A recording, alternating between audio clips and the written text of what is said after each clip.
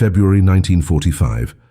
A German Luftwaffe bomber soared over the frozen ruins of Budapest, its belly loaded with 500 kilograms of high-explosive ordnance destined to obliterate whatever remained of the starving Hungarian capital.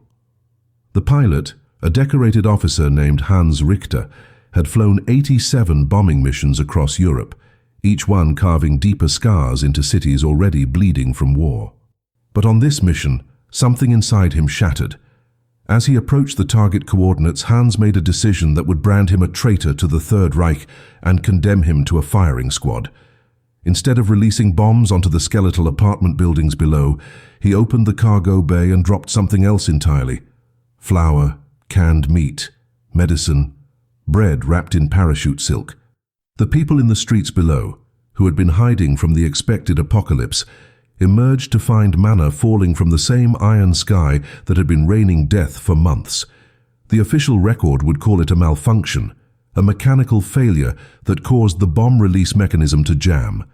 Hans Richter's commanding officer, Oberst Friedrich von Kleist, accepted this explanation because the alternative was unthinkable, that one of his most trusted pilots had committed an act of mercy in the middle of total war.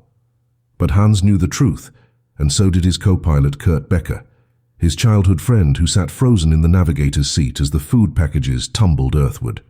Kurt said nothing during the flight back to base, his silence a fragile shield protecting them both from immediate execution. This was not a spontaneous act of rebellion. Hans had been planning this for 3 weeks, ever since he flew a reconnaissance mission over Budapest, and saw something through his binoculars that haunted him more than any battlefield carnage he had witnessed. A little girl no more than 7 years old was kneeling in the rubble of what used to be a school, trying to dig something from the frozen ground with her bare hands. Hans Richter was not supposed to care. He had been trained in the doctrine of total war, where cities were legitimate targets, and civilian suffering was an acceptable cost of victory. He had dropped incendiary bombs on Dresden, obliterated supply lines in Poland, and participated in missions that turned neighborhoods into crematoriums. The Luftwaffe had taught him to see targets, not people, to calculate tonnage and blast radius, not the number of children who would never see their 8th birthday. But the image of that girl in Budapest burrowed into his mind like shrapnel he could not extract. Her name was Maria Kovacs, though Hans would never learn this. She had been searching for her cat in the ruins when Hans flew overhead, and the fact that such innocence could still exist in the apocalypse he was helping to create broke something fundamental in his understanding of what he had become. The winter of 1945 was the coldest in Hungarian memory, and Budapest was dying. The Soviet Red Army had encircled the city in late December, trapping over 800,000 civilians and 30,000 German and Hungarian soldiers in a siege that would last 102 days. Food supplies had collapsed within the first 2 weeks. People were boiling leather belts to make soup, hunting rats in the sewers and grinding up wallpaper paste to bake into something resembling bread. The Danube River had frozen solid, cutting off the last supply routes.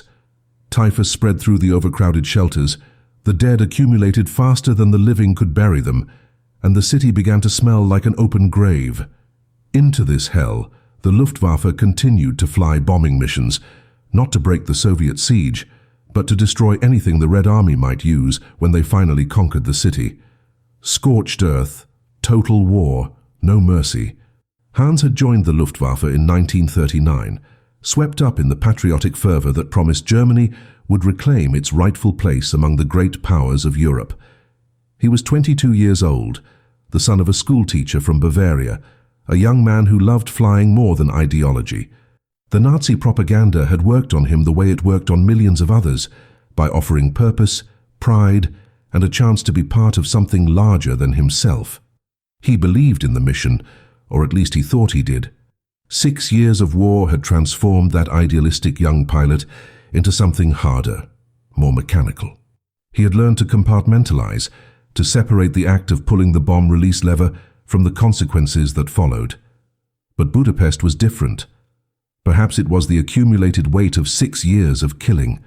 Perhaps it was seeing his own reflection in the eyes of that starving child. Or perhaps it was the simple, terrible realization that he had become the monster his father had warned him about. The decision to load food instead of bombs required meticulous planning and extraordinary risk. Hans spent 3 weeks gradually diverting his personal ration cards, convincing Kurt to help him purchase black market supplies and carefully timing his theft of medical supplies from the base infirmary. He told Kurt only what was necessary, and Kurt, who had known Hans since they were boys climbing trees in the Bavarian countryside, understood that his friend was crossing a line from which there would be no return. On the morning of the mission, Hans loaded the packages himself, working in the pre-dawn darkness while the ground crew slept off their hangovers. Each package was wrapped to survive the fall, each one containing enough sustenance to keep a family alive for a week. He calculated that if he distributed the drops across 3 city blocks, he might reach 200 people, 200 lives, measured against the thousands he had helped destroy. The mission briefing that morning had been routine, delivered by Oberst von Kleist with the same mechanical precision he used for every operation. Hans and 12 other pilots stood at attention in the freezing hangar, while von Kleist pointed at a map of Budapest with his wooden pointer, circling the industrial district near the Danube, where Soviet forces had established supply depots in abandoned factories. The objective was straightforward: obliterate the warehouses, collapse the roads, make the area unusable. Von Kleist emphasized that collateral damage was not a concern, that the Hungarian civilians remaining in the combat zone had made their choice by not evacuating when they had the chance. Hans listened to these words and felt nothing, which terrified him more than if he had felt rage or disgust. 6 years of war had taught him to turn off his emotions during briefings, to hear orders as pure information divorced from moral weight. But this time, standing in that frozen hangar, with his modified cargo already loaded, Hans felt the numbness crack. He was about to betray everything he had sworn to uphold, and the strangest part was how calm he felt about it. Kurt Becker had barely slept the night before, knowing what they were about to do. He had tried 3 times to talk Hans out of it, citing the obvious consequences: court-martial, execution, the destruction of both their families back home, who would be branded as relatives of traitors. But Hans had a way of speaking that made impossible things sound inevitable, a quiet intensity that Kurt had seen before when they were teenagers, and Hans decided they should steal his father's motorcycle and ride it to Munich. That adventure had ended with both of them in trouble but alive. This one would almost certainly end differently, yet Kurt found himself unable to refuse, unable to let his oldest friend walk into this alone. They had flown 43 missions together, had pulled each other out of burning aircraft, had shared a flask of stolen schnapps over the burning wreckage of Cologne. Loyalty, Kurt had learned, was a more powerful force than self-preservation. So he climbed into the navigator's seat that morning and said nothing when he saw the packages instead of bombs, just checked his instruments and plotted the course to Budapest as if this were any other mission designed to rain death on a dying city. The flight east took 2 hours and 17 minutes, crossing over the patchwork landscape of a continent, tearing itself apart. Below them, the earth was scarred with trenches, cratered roads, and the black smudges where villages used to stand. The Danube snaked through the terrain like a frozen artery, and as they approached Budapest, the devastation became absolute. The city was a geometry of destruction, its once grand architecture reduced to hollow facades and collapsed domes. Smoke rose from dozens of fires that had been burning for weeks, and even from 3,000 meters altitude, Hans could see the tiny figures of people moving through the ruins, like ants navigating a shattered anthill. The other bombers in their formation peeled off toward their assigned targets, and Hans followed standard procedure, banking toward the industrial district. His hands on the control yoke were steady, his breathing controlled. This was the moment. In approximately 90 seconds, he would either complete his mission as ordered, or commit an act that would end his life, but might save a few others. The bomb bay doors opened with their familiar mechanical groan, and Hans felt the aircraft lift slightly as the weight prepared to drop.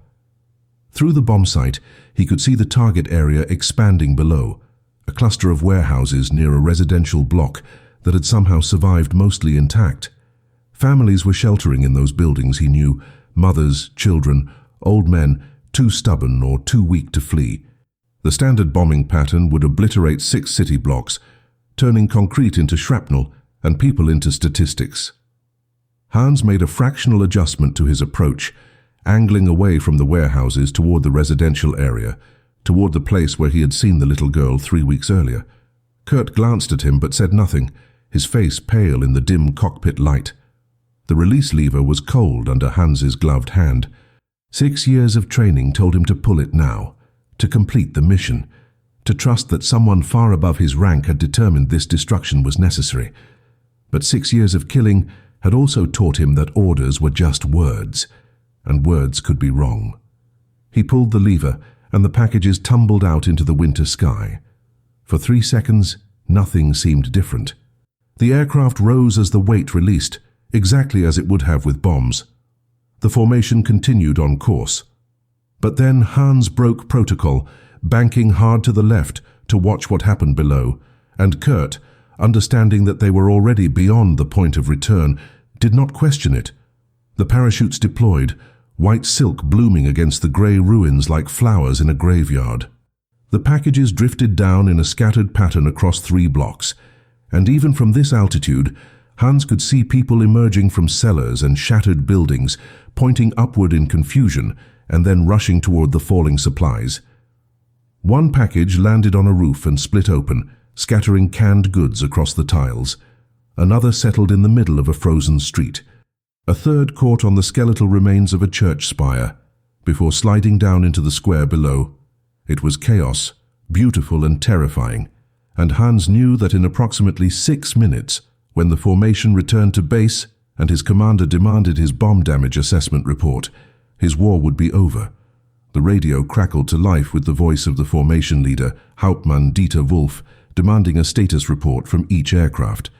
One by one, the other pilots confirmed successful bomb releases and reported secondary explosions, the proof that their ordnance had found flammable targets. When Hans's turn came, he pressed the transmit button and delivered his report with the same flat tone he had used on 87 previous missions. Payload released, target area saturated, returning to base. The lie passed through the radio waves unchallenged because the truth was unthinkable. No one in the Reich's military hierarchy could conceive that a decorated Luftwaffe pilot would sabotage his own mission to feed enemy civilians. The fiction held for exactly 43 minutes, which was how long it took for the formation to return to the airbase outside Vienna and for Oberst von Kleist to receive a confused telegram from German ground observers who had been monitoring the Budapest mission through binoculars from their position across the Danube. Von Kleist was waiting on the tarmac when Hans brought his aircraft in for landing, and the expression on the Oberst's face told Hans everything he needed to know. There would be no pretending this was a mechanical malfunction, no bureaucratic mercy that might allow him to quietly disappear into a punishment battalion on the Eastern Front. Von Kleist's fury was the cold, systematic kind, the rage of a man whose orderly world had been violated by the inexplicable. He ordered Hans and Kurt to report to his office immediately, not even allowing them time to remove their flight gear, and the 2 airmen walked across the frozen runway knowing they were walking toward their executions. Kurt's hands were shaking, his breath coming in short gasps that crystallized in the February air. Hans felt strangely peaceful, as if the act of defiance had lifted a weight he had been carrying for 6 years. Whatever happened next, he had done one thing in this war that he would not have to answer for in whatever judgment awaited beyond death. The interrogation lasted 7 hours.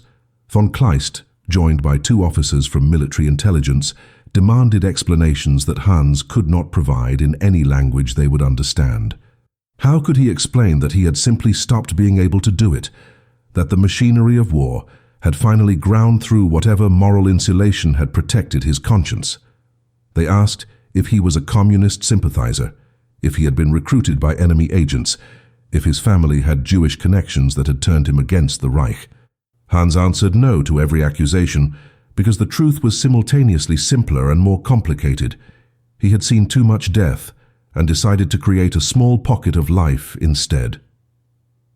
The interrogators found this explanation insulting, as if Hans were mocking them with his simplicity.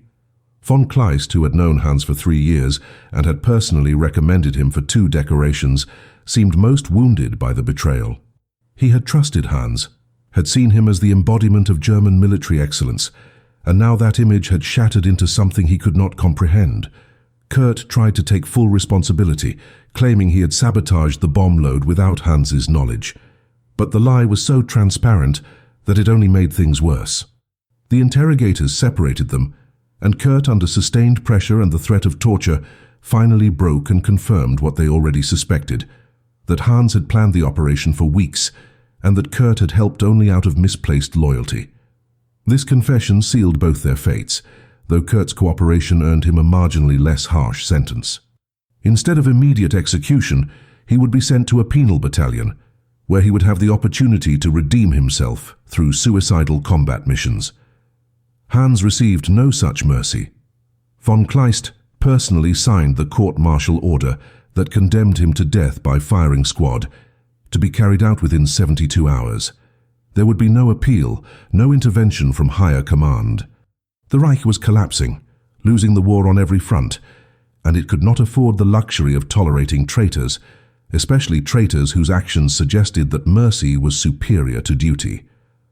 Hans spent his final 3 days in a concrete cell beneath the airbase, alone except for the guards who brought him water and stale bread twice daily. He was not tortured, not because of any particular kindness, but because there was nothing left to extract from him. He had confessed everything, had refused to implicate anyone else, and had shown no remorse for his actions. The guards, young men barely out of their teens, treated him with a strange mixture of contempt and curiosity, as if he were some exotic specimen of madness they could not quite categorize. One guard, a boy of perhaps 19 with a Bavarian accent similar to Hans's own, asked him late one night why he had done it. Hans considered the question for a long moment before answering that he had simply wanted to save someone instead of killing them, just once before the war ended, and whatever remained of his soul was beyond salvation. The guard nodded slowly, said nothing more, and never asked again. What Hans could not know, locked in his cell waiting for dawn and the firing squad, was what had happened in Budapest when those packages fell from the sky. Maria Kovacs, the 7-year-old girl whose image had haunted him, had been sheltering in the basement of her apartment building with her grandmother and 14 other neighbors when they heard the air raid sirens. The sound had become so routine that some people no longer bothered seeking cover, too weak from hunger to care whether they lived or died. But Maria's grandmother, a woman who had survived the First World War and the Spanish flu, still possessed the stubborn survival instinct that kept pulling her toward another tomorrow. She dragged Maria down the stairs just as the bombers appeared overhead, and they huddled together expecting the familiar thunder of explosions that would either kill them instantly or bury them alive under tons of rubble. Instead, they heard something different, a series of soft impacts like heavy snow falling from a roof, followed by shouting that sounded more confused than terrified. When Maria and her grandmother emerged from the basement, they found their street transformed into something from a fever dream. White parachutes draped across the ruins like enormous flowers, and people were running toward them with an energy that weeks of starvation should have made impossible. One package had landed directly in front of their building, split open from the impact, revealing canned meat, flour, dried beans, and medical supplies wrapped in cloth. Maria's grandmother fell to her knees and began to weep, great heaving sobs that shook her entire body, because she understood immediately what this meant. Someone up there, in one of those machines of death that had been destroying their city for months, had chosen mercy instead of murder. The neighbors descended on the packages with desperate efficiency, dividing the contents with surprising fairness given their extreme hunger. There was enough food in that single package to keep their building alive for another week. Maybe 2 if they rationed carefully. Across 3 city blocks, similar scenes unfolded as approximately 200 people discovered that the sky was raining salvation instead of fire. An old priest, who had been preparing last rites for a dying woman in a makeshift hospital, found a package containing morphine and antibiotics that would save 12 lives. A mother of 3 discovered canned milk that would prevent her youngest child from starving to death within the next 48 hours. A teenage boy, who had been considering joining the Hungarian fascist militia out of sheer desperation, instead found hope in a sack of flour and decided to wait 1 more week before surrendering his humanity. These moments of grace spread through the neighborhood like ripples in water, and while the siege would continue for another 57 days and thousands more would die, Hans Richter's act of defiance created a pocket of possibility where none had existed before. The German ground observers who reported the incident to von Kleist had watched through their binoculars with complete bewilderment, initially assuming they were witnessing some new Soviet propaganda trick or a malfunction in the bomber's payload. Only when they saw people gathering the packages and the distinctive shape of food supplies being distributed did they understand what had actually occurred. Their report was clinical and precise, noting coordinates, wind conditions, and the approximate number of civilians who benefited from the drop. They did not speculate on the pilot's motivations because such speculation was irrelevant to their function as military observers. They simply recorded what they saw. At 1400 hours on February 20th, 1945, a Luftwaffe bomber designated Able 73 released an estimated 500 kilograms of food and medical supplies over a residential area of Budapest instead of the assigned explosive ordnance. The information traveled up the chain of command with the cold efficiency of German military bureaucracy, and within 6 hours, Hans Richter's fate was sealed. But something else traveled through Budapest that day, something that could not be measured in kilograms or recorded in military reports. The people who received those packages began to tell others about the miracle that had fallen from the sky, and the story spread through the ruins with the speed of desperate hope.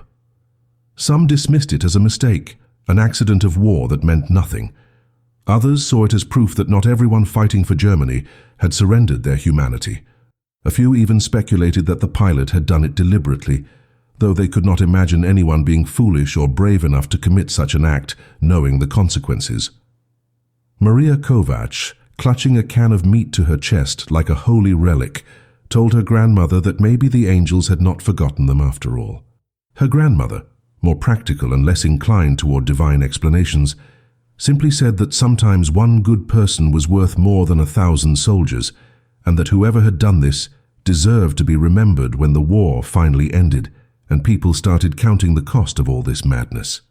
The execution was scheduled for dawn on February 23rd, 1945. Exactly 72 hours after Hans had been locked in his cell, the military tribunal had been perfunctory, lasting less than 30 minutes, with 3 stone-faced officers asking questions to which they already knew the answers. Hans had been assigned a defense attorney, a weary captain who went through the motions of arguing for leniency while understanding that the verdict had been predetermined. The charges were read in clipped bureaucratic language: willful disobedience of direct orders, sabotage of military operations, aiding the enemy, treason against the German Reich. Each charge carried the death penalty independently, and combined they formed an insurmountable wall between Hans and any possible future. He listened to his own condemnation with the same strange calm that had possessed him since the moment he pulled the release lever, and when asked if he had anything to say in his defense, he simply stated that he regretted nothing and would make the same choice again if given the opportunity.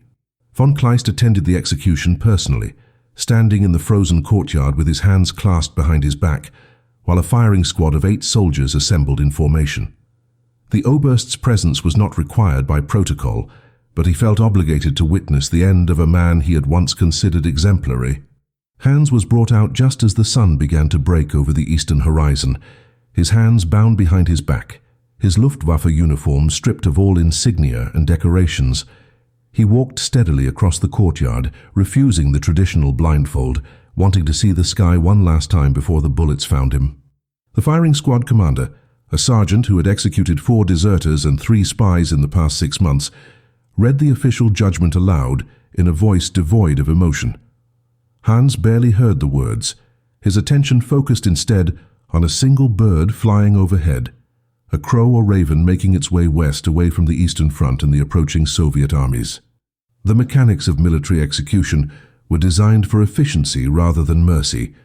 Hans was positioned against a brick wall scarred with bullet holes from previous executions, the morning light casting his shadow long across the frozen ground. The firing squad stood 20 meters away, their rifles loaded with a mixture of live rounds and blanks, so that no individual soldier would know with certainty whether his bullet had killed the condemned man.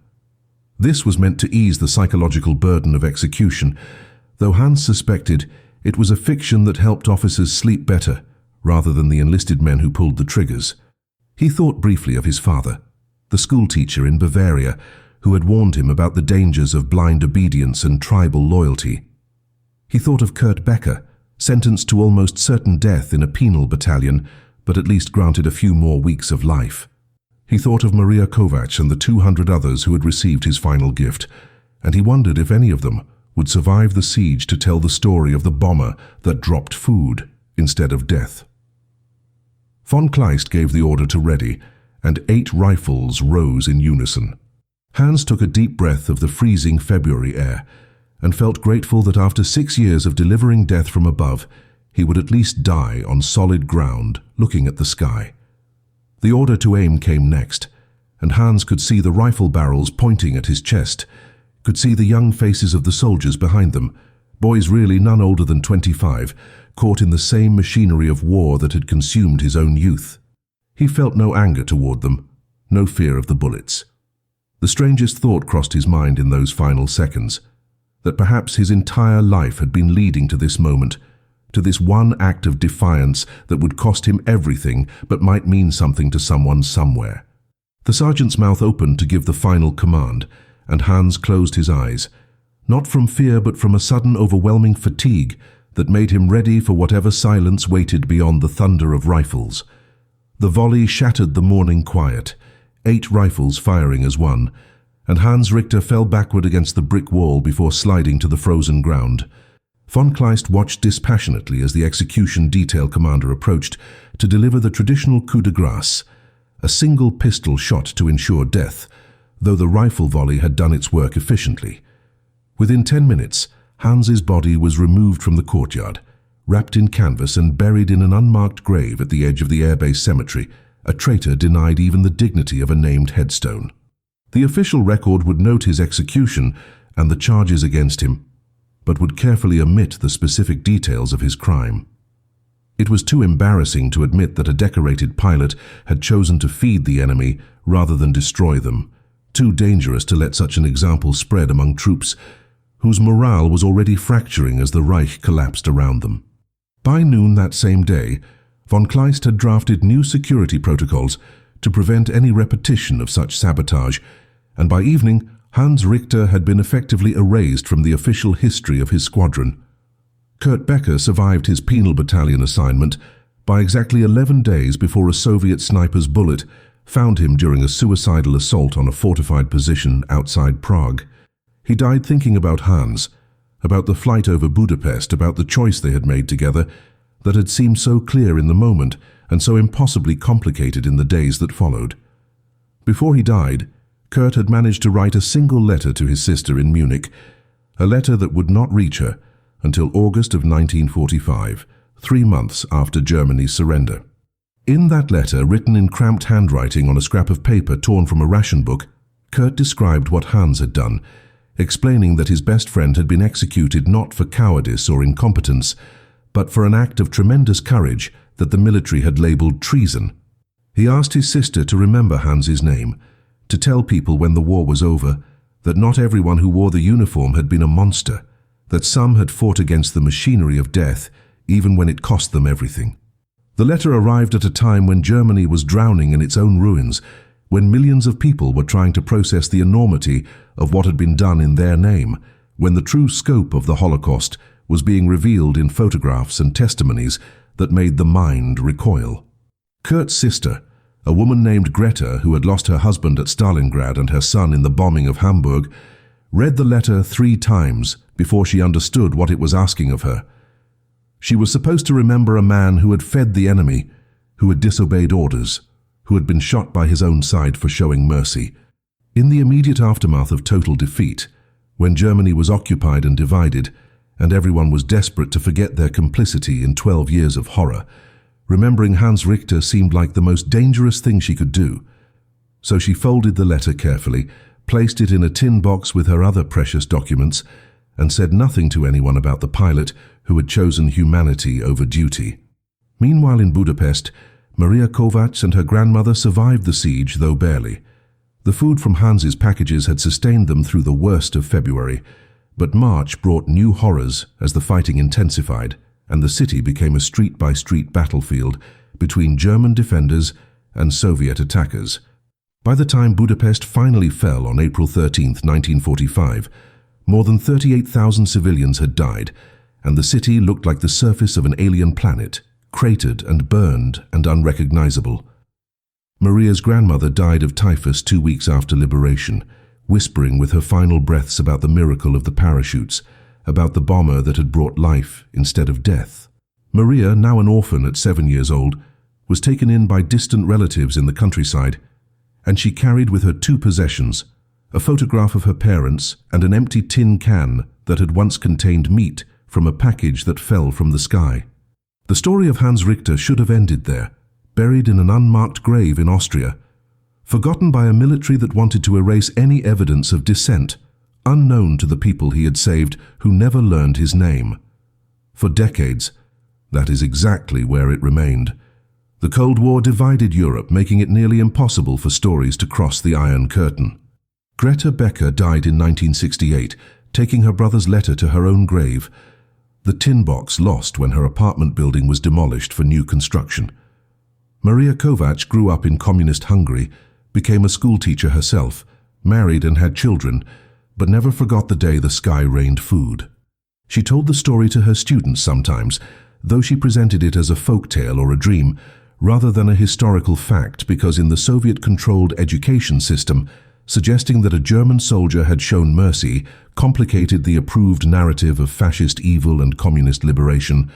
The resurrection of Hans Richter's story began in 1991, 2 years after the fall of the Berlin Wall, when a German historian named Dr. Klaus Zimmermann was researching Luftwaffe records for a book about military discipline during the final months of the war.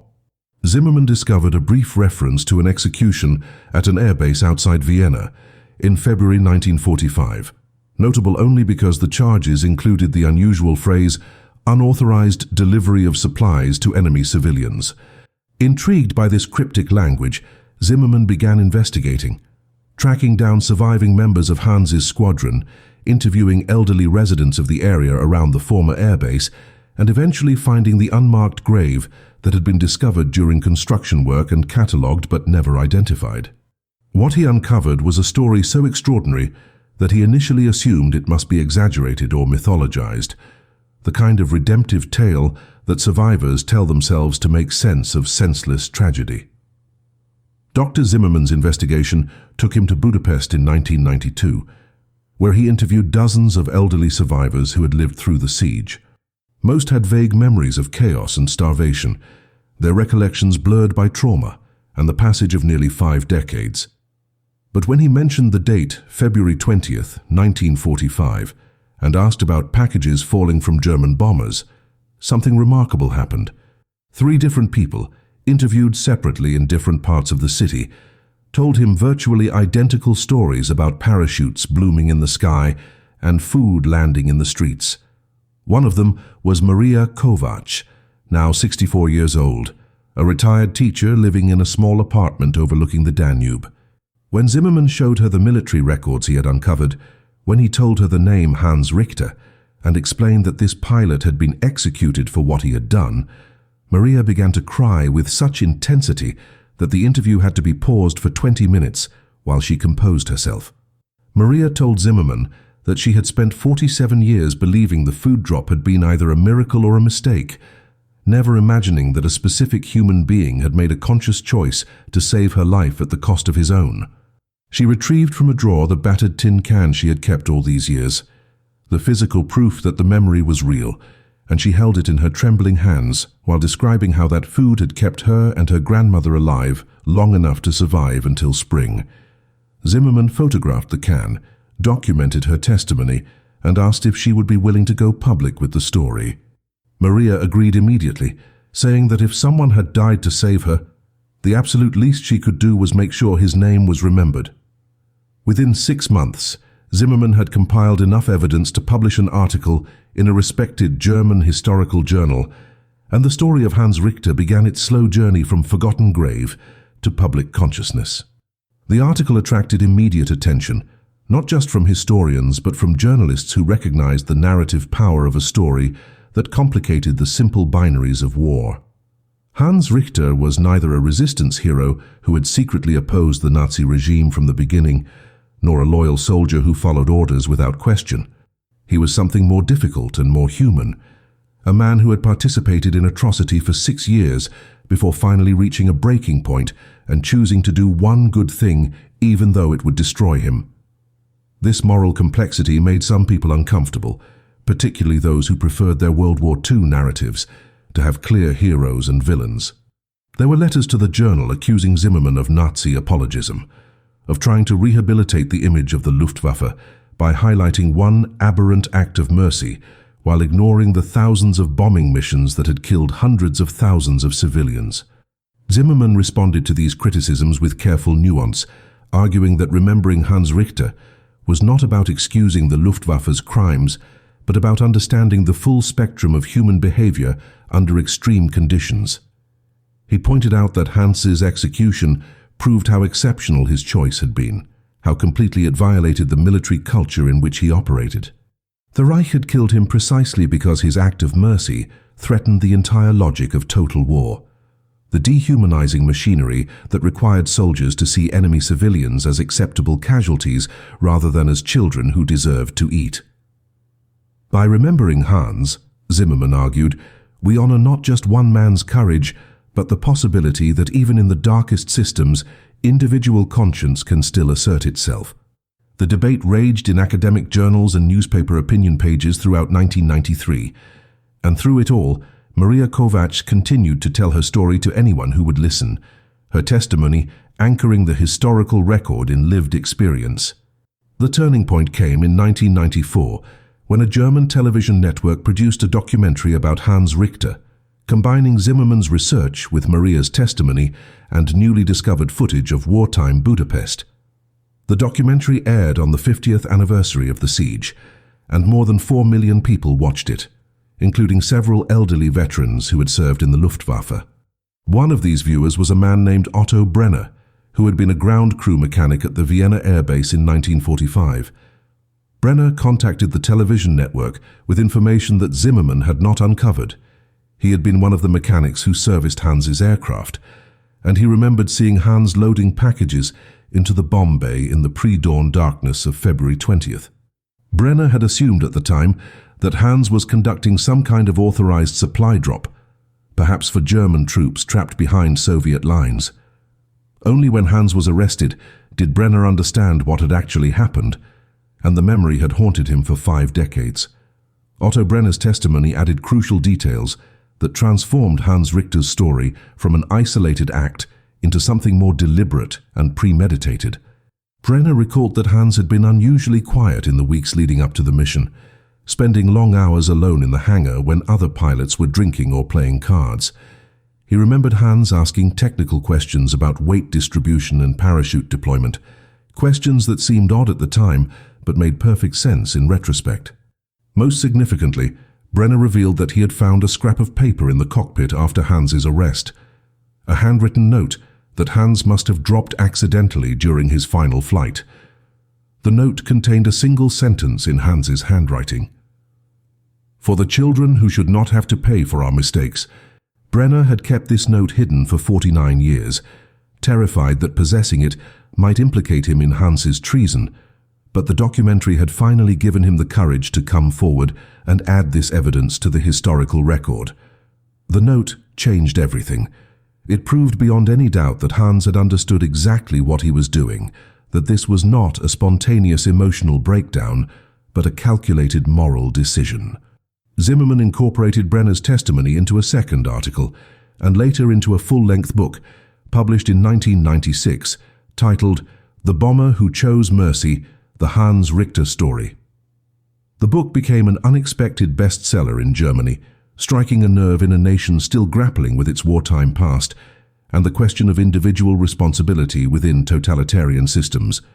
Reading groups discussed it, universities assigned it in courses on ethics and history, and suddenly Hans Richter became part of a larger conversation about the choices available to ordinary people living under extraordinary evil. Some readers found inspiration in his story, proof that moral courage was possible even when the cost was absolute. Others found it deeply troubling, a reminder of how many others had not made that choice, how many had continued following orders all the way to the end. Maria Kovacs was invited to Germany in 1997 to participate in a ceremony honoring Hans Richter's memory. The city of Munich, Hans's birthplace, had decided to name a small park after him, and Maria was asked to speak at the dedication. She stood before a crowd of several hundred people, now 70 years old, holding the same battered tin can she had preserved for 52 years, and spoke about what it meant to be saved by a stranger. She explained that Hans Richter had never known her name, had never seen her face, had no way of knowing whether the food he dropped would reach anyone at all. He had acted purely on faith that human life had value, that mercy was worth pursuing, even when the entire world seemed committed to cruelty. Maria's voice cracked with emotion as she described her grandmother's final words about the miracle of the parachutes, and when she finished speaking, the silence was so complete that you could hear the wind moving through the trees of the park that now bore Hans Richter's name. The ceremony attracted media coverage across Europe, and the story reached new audiences who had never heard of the pilot who dropped food instead of bombs. Among those watching the news coverage was an elderly woman in England named Sarah Morrison, who had been a British intelligence officer during the war. Morrison contacted Dr. Zimmerman with information that added yet another layer to the story. British intelligence had intercepted and decoded German military communications about Hans's execution, and Morrison had been one of the analysts who read those intercepts in real time in February 1945. She still remembered her reaction upon learning that the Luftwaffe had executed one of its own pilots for feeding civilians, remembered thinking that if Germany was killing its own soldiers for showing mercy, the war must be nearing some kind of moral apocalypse. Morrison's testimony provided independent corroboration of the entire story, linking German military records with Allied intelligence intercepts and Hungarian survivor accounts into an unassailable historical fact. By the late 1990s, Hans Richter's story had achieved a level of public recognition that would have been unimaginable a decade earlier. Historians used it as a case study in moral courage and individual agency within oppressive systems. Ethicists debated whether Hans's 6 years of participation in bombing campaigns negated the moral value of his final act, or whether redemption was possible even for those complicit in great evil. Psychologists examined his decision as an example of moral injury and the breaking point where conscience overrides conditioning. And ordinary people, particularly in Germany, saw in Hans a complicated kind of hero, not someone who had always been good, but someone who had finally chosen to be good when it mattered most, even knowing it would cost him his life. The story resonated because it acknowledged the difficulty of moral choice, the reality that most people are not purely good or evil, but somewhere in the messy middle, capable of both terrible things and tremendous courage. The legacy of Hans Richter extended far beyond academic discussions and memorial parks. In 2003, the German Bundeswehr, the modern German armed forces, incorporated his story into their ethics training curriculum for officer candidates.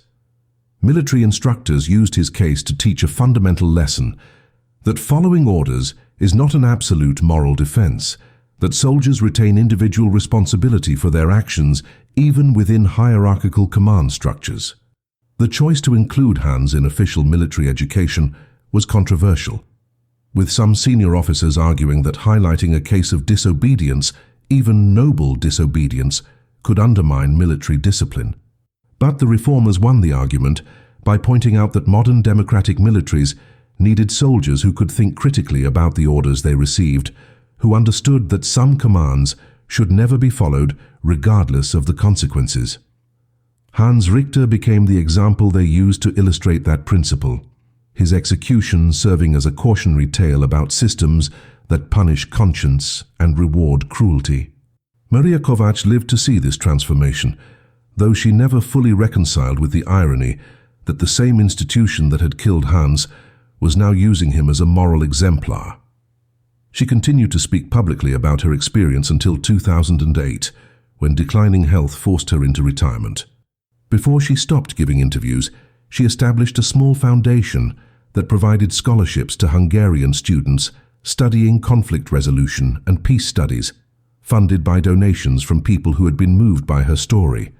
The foundation's mission statement explained that it existed to honor both Hans Richter's sacrifice and the countless unnamed victims of the Budapest siege, to transform one man's act of mercy into ongoing educational opportunities for young people who might prevent future wars. Maria died in 2011 at the age of 73, and her obituary in the Hungarian press identified her as the child who had been saved by the German pilot, her entire life story now inseparable from that February day in 1945. The physical evidence of Hans's act gradually became artifacts of historical memory. The battered tin can that Maria had preserved was donated to the Budapest History Museum, where it sits in a glass case alongside a photograph of parachutes falling over the city, Zimmermann's book, and a copy of the note found in Hans's cockpit. The unmarked grave outside Vienna was finally given a proper headstone in 2006, 61 years after his execution, with a simple inscription: Hans Richter, 1917 to 1945, Luftwaffe pilot who chose mercy. His name was also added to a memorial in his hometown in Bavaria, listed alongside other local casualties of the war, though his entry includes the notation, executed for humanitarian action, to distinguish his death from those killed in combat. These physical markers serve as pilgrimage sites for people interested in stories of moral courage, and visitors regularly leave flowers and handwritten notes expressing gratitude for his example. Kurt Becker's story also found belated recognition. The letter he had written to his sister Greta was eventually located by Zimmermann during his research, having been preserved by a neighbor who had cleaned out Greta's apartment after her death. The letter was published in full in Zimmermann's book, and Kurt was posthumously recognized alongside Hans as someone who had chosen friendship and conscience over self-preservation. Unlike Hans, Kurt had not originated the plan and had participated more from loyalty than conviction, but his choice to help rather than report his friend still represented a form of moral courage that deserved acknowledgement. A small plaque in Prague, near where Kurt fell in combat, now commemorates both men and the choice they made together. The inscription notes that they were best friends who died separately but should be remembered together. Two young men who briefly stepped outside the machinery of war to assert their humanity. The broader impact of Hans Richter's story can be measured in unexpected ways. Teachers in multiple countries now use his case in classrooms to discuss ethics, obedience, and moral responsibility. Novelists and playwrights have adapted his story, each version emphasizing different aspects of the narrative.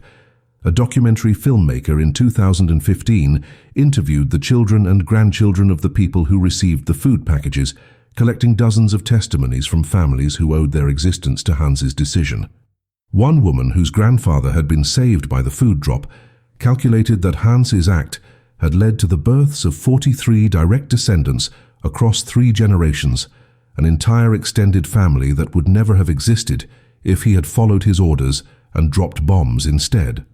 She broke down crying during the interview, overwhelmed by the realization that her entire life, her children's lives, all traced back to one man's choice to disobey. So what do we do with a story like this? What do we do with Hans Richter, a man who spent 6 years helping to destroy cities, who participated in the machinery of Nazi Germany's total war, who followed orders without question until suddenly, inexplicably, he didn't? The easy answer would be to call him a hero and move on, to use his final act to erase the complexity of everything that came before. But that would be a betrayal of the truth, and worse, it would miss the entire point of why this story matters. Hans Richter was not a hero who infiltrated the Luftwaffe to sabotage it from within. He was a true believer who became disillusioned, an ordinary man who was shaped by propaganda and nationalism and the seductive promise of purpose, who killed because he was told it was necessary, and who finally, after 87 missions and 6 years of war, saw a starving child and could no longer pretend that orders justified atrocity. His story is important precisely because he was not always good, because his moment of moral courage came after a long history of moral failure, because it proves that redemption is possible even for those who have participated in terrible things. The question that haunts this story, the question that should haunt all of us, is why Hans Richter was the exception rather than the rule. Thousands of pilots flew similar missions over Budapest and dozens of other cities. Tens of thousands of soldiers participated in the systematic destruction of civilian populations across Europe. Most of them never reached the breaking point that Hans reached, never chose mercy over duty, never risked everything to save strangers. Were they morally inferior to Hans? Or was Hans simply the statistical outlier, the one person in 10,000 whose conscience finally overrode his conditioning? The answer matters because it shapes how we think about individual responsibility within oppressive systems. If Hans was uniquely courageous, then his story is inspiring but ultimately irrelevant to most people. But if Hans was ordinary, if the only thing that separated him from his fellow pilots was a single moment of moral clarity, then his story becomes a challenge to all of us. What would you do in that cockpit? When would you say no? I think about Maria Kovacs, 7 years old, digging through rubble looking for her cat while bombers circled overhead. I think about how close she came to being a statistic, one more child killed by high explosives, in a war she had no part in starting. And I think about how one man's decision gave her 73 years of life she would never have had, gave her children and grandchildren who exist only because Hans Richter valued their potential existence more than his own survival. There's something profound in that calculus, something that challenges our comfortable assumptions about heroism and villainy. Hans saved maybe 200 people with his final act, but he had helped kill thousands before that moment. Does the math work out? Can one good act balance years of evil? I don't have an answer to that question, and I don't think there is a clean answer. What I do know is that those 200 people deserved to live, and Hans gave them that chance when no one else would. The story of Hans Richter forces us to confront uncomfortable truths about human nature and the systems we build. It reminds us that good people can participate in evil when the evil is bureaucratized and normalized, when it comes dressed in the language of duty and patriotism and necessary sacrifice. It shows us that moral courage often comes too late, after irreparable harm has been done, and that redemption is costly and incomplete.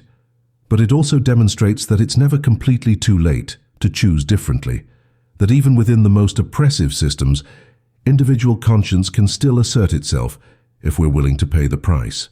Hans Richter paid the ultimate price, and while his death didn't change the course of the war or prevent the continuation of atrocities, it changed everything for the people whose lives he saved.